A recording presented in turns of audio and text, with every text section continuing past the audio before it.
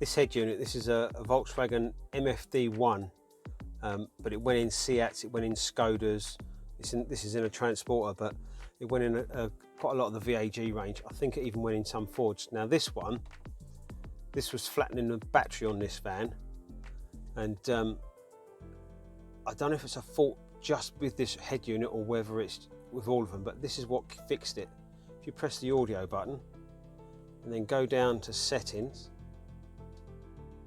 go down to TIM standby and turn that off. Because on this one, this was not letting this unit power down, and that's what fixed it for me. Now I don't know if it's a fault with this radio or whether this is a 2009 vehicle. This radio might even be older than that, but I don't know if it's because the station that it's looking for the traffic announcements isn't broadcasting anymore, or we're in a bit of a dip with lots of trees around us.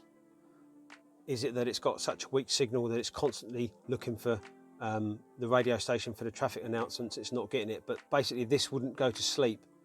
So I was getting the current draw across the radio fuse even a couple of hours after I shut the vehicle down and switched the ignition off.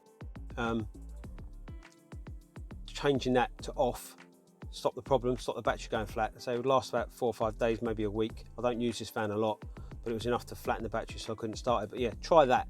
You've got nothing to lose. Hopefully it helps you out.